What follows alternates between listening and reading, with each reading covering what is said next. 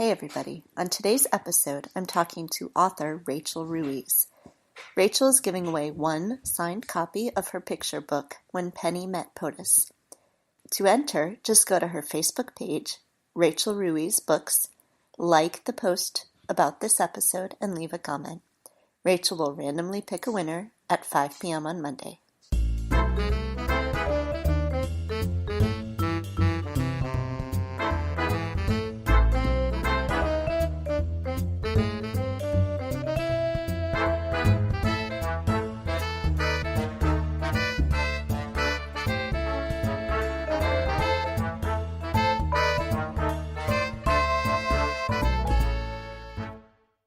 Hey everybody, this is Kelly with Two Broads Talking Politics, and today I'm very excited to have on with me an author of a children's book that I really like. Her name is Rachel Ruiz. Hello, Rachel. Hi, Kelly. Thanks for having me. So, for our listeners, the story of how I came to know Rachel's work is that there was a day last winter sometime. Actually, I think it was shortly after the election, after the 2016 election. It was. Yes, and I was looking for something to do with the kids. I think my mom was in town, and we went to a bookstore near our house for story time. And there was Rachel reading this book that she had written, and I fell in love with the book. Thank you. Yeah, and so I was excited when I realized that you had written several more books since then. So I wanted to just have you come on, talk a little bit about who you are and these books, and then maybe we can talk just a little bit more about sort of the shape of children's literature in general. Sure. Why don't we start? Just tell us a little bit about who you are, what you've done, and how you got into writing kids' books. All right. Well, first of all, thank you so much for having me, Kelly. I'm honored to be here, and I'm so glad you stumbled into 57th Street Books. Me too. For that day. Yeah. So just a little bit about my background. I'm a video producer. That's my day job. That's my bread and butter, so to speak. Journalism major in college. So I've always had an interest in writing. So I've written a lot for television and produced. So the progression to children's book author was kind of a natural one for me. I also wrote a lot of stories when I was a kid, wrote and illustrated stories and books. So kind of always been in my blood. And it was a dream of mine to be a published author. I didn't know that it would be a children's book author, but definitely wanted to write books. And then I had my daughter, and that's really where, the interest in children's books came from, just reading so many books to her every night. The way that inspiration for When Penny Met POTUS came about, which is a picture book for ages, I would say 5 to 8. I was working for President Obama's reelection campaign in 2012, producing videos for the campaign blog and for the YouTube channel and the Democratic National Convention that year. And my daughter was 3 at the time, and I guess I didn't realize it, but all of us staffers referred to the president as POTUS. Mm-hmm. And so when I would go home and talk about my day, I wasn't even conscious that I was doing it. I would refer to the president as POTUS. And my daughter picked up on it, and I think it just seemed like a funny word to her. It is kind of a funny word. Yeah. And she just became fascinated with the word, and she would ask so many questions. It was just, 20 questions every day. Did you see POTUS today? What did POTUS have for lunch today? Does POTUS like peanut butter? Does POTUS wear red socks? I mean, just the most off-the-wall things. That's really what sparked the idea. I started to kind of think about it from her point of view, or from her imagination, I guess, wondering, what is she thinking? What does she think POTUS is? Does she realize POTUS is Barack Obama, the guy she sees on TV, or does she think it's some kind of furry blue monster, like Sully from Monsters, Inc.?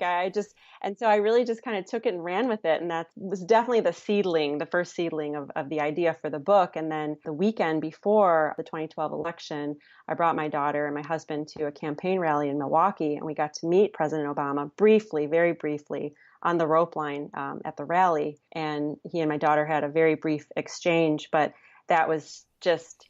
if I had to pinpoint the kind of lightning bolt moment that the idea for this book hit me, it was that Saturday afternoon in Milwaukee, for sure. It brings on a whole new twist on this book now that we have a very different president. Yes. Because POTUS, in her imagination in the book, is sort of pictured as a monster.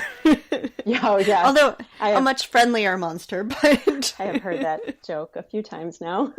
My 6-year-old reread the book earlier today, and so over dinner I was asking him, what should I ask?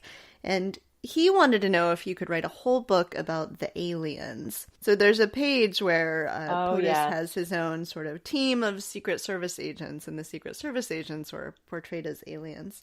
So apparently that's what stuck with him. That's one of my favorite spreads, so I'm with him. You never know. If you ever decide to write a whole book about those aliens, you have at least one eager reader of that. Good to know. When I heard you read the book at 57th Street Books, one of the things you talked about was that you had, I don't know if you'd sent a copy to Hillary Clinton or you had sent her a letter about it, maybe your daughter had sent a letter, but that you had gotten this response from her right before the election. So I wondered if you could talk about that as well. So yes, the fall of 2016, the book came out, When Penny Met POTUS came out in July of 2016. And I'll be honest with you, I don't know why it took me so long to send Hillary Clinton a book, but it just occurred to me, it's a couple weeks before the election, I should really send her a copy. So I did. I had friends working on her campaign that I had worked with on Barack Obama's campaign. So the book actually got to her pretty quickly. I signed a copy to her and sent her a letter, and she wrote back. She sent me a letter back. I think it was less than a week later.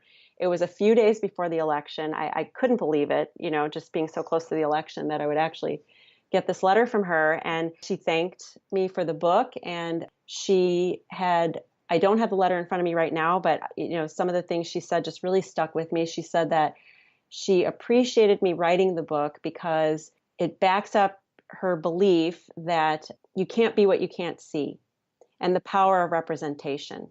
So just how important it is, for example, for a little girl to see that a woman can be president, or that a woman can be whatever it is she wants to be. So that just so that that little girl starts thinking in that way, that the sky's the limit, nothing's impossible. So dream big dreams. So it really meant a lot to me that she said that, because that really just, that was exactly why I wrote the book. Yeah, it was really, she said some very kind, very supportive things, and we were honored. I'd also sent her in with the letter that I sent with the book, a picture of my daughter at the White House in the East Wing, holding a copy of When Penny Met POTUS and standing in front of Secretary Clinton's portrait.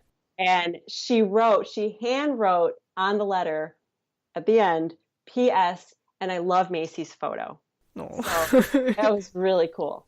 Really cool. Yeah. Well, and when I first heard that story, it was so soon after the election, and my emotions were still very raw. In a lot of ways they still are. But, I remember just thinking, you hear over and over again how Hillary Clinton wasn't an inspirational candidate, but she was so inspirational for so many of us. And that sort of thing was the reason why, that she thinks about what it is to be representative. She thinks about the fact that little girls need to see role models like them. And that's really stuck with me. And I think absolutely part of it was because I was still so much in shock from the election, but also because it was just such a powerful thing to hear important political candidates saying. Yes, absolutely. When she said that to me, when she wrote that in the letter, it meant everything to me, because that's exactly why I wrote the book that way. And, for her to acknowledge it and affirm it was very rewarding and made me feel, okay, great, I'm on the right path. I'm doing something good here. So that was, it was, very rewarding to me from that point of view. And then the other part of it is coming from her, who is such a champion of children and girls. It was very special. So it made me feel better about the future, actually. Because you and me both, Kelly, my emotions were pretty raw that day too. That was the first time I had done a story time since the election. And when I got to that ending part, it was, I had a moment there where I thought I wasn't going to be able to finish. Emotions were still very raw at that time. So you have since written a children's book about Hillary Clinton. I have. Last summer, when Hillary Rodham Clinton played ice hockey, my nonfiction picture book, also with Capstone, that's my publisher, was released. And it's a nonfiction picture book that focuses on her childhood and hopefully includes some stories and tidbits that people haven't written about 100 times before, because there are 100 books about her. But we tried to really zero in on aspects of her childhood and her personality as a child that foretold the leader she was destined to become. Yeah, and it's beautifully illustrated. It was an honor. It was an honor when they asked me to write it. Yeah, I really enjoyed the book, and I think it's the kind of thing that's, in retrospect, such a shame that more people weren't thinking about her sort of as a person before the election. I think that that's probably true of a lot of candidates, that we don't think about them as, we think about them as things like POTUS, or just this candidate that you're projecting things onto. But I really value this idea. My 6-year-old loves biographies, and so getting to know sort of who these really important people are as people, as well as the really important things that they do, I think is really important for kids to see. I agree. I do. I think it's really cool for a kid to read books like these, nonfiction picture books and biographies, because they might see some similarities between themselves and, say, Hillary Clinton, for example, and say, oh, wow, I do that too, or I like those things too. I like playing ice hockey too. And look at all that she accomplished. So maybe in some way, big or small, it's inspirational in that way. And so you also wrote a book about Rosa Parks. I did. Yes, it came out at the same time as the Hillary Clinton book, When Rosa Parks Went Fishing. Yeah, so it's for a great series that Capstone does called Leaders Doing Headstands, and it's a series of nonfiction picture books. They've done Amelia Earhart, Martin Luther King Jr., Thomas Edison. It's great because the charge that we get as authors is try to find the stories that people haven't heard hundreds of times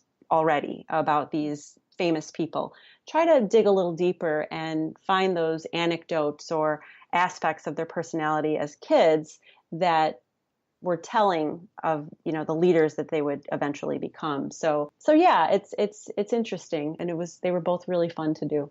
How do you do the research for those kind of books? A lot of trips to the library. It is a lot of trips to the library. I have my librarian on speed dial, and they're awesome. It's a lot of trying to find the right books, and for the story that I'm trying to tell.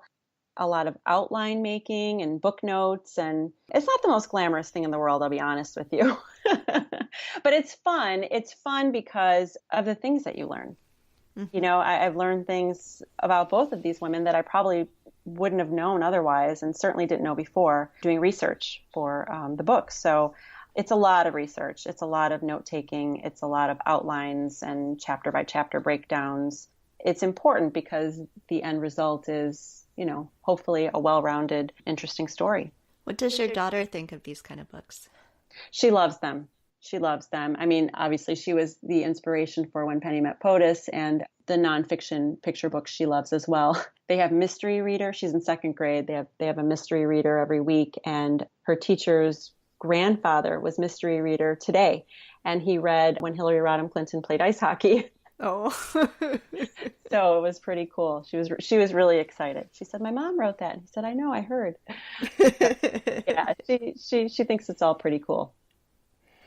So I noticed that for the 3 books we've discussed so far, that all 3 had female illustrators, but it was 3 different illustrators. Yes. Can you talk a little bit about the process of sort of your vision as you're writing it and then translating that into pictures? Yeah, so as the writer and not the illustrator, when I turn a manuscript over to the publisher, it's their job then to find the illustrator, and I always just have to hope that my vision is carried out in the illustrations. Now, with When Penny Met POTUS, which was my first picture book for Capstone, and my second baby next to my daughter, I probably had a little bit more say and over the illustrations, and it was just very, very crucial to me that we get the monster right and we get Penny right, and all of the other scenes. And Melissa just she just knocked it out of the park. I mean, I could not have been happier.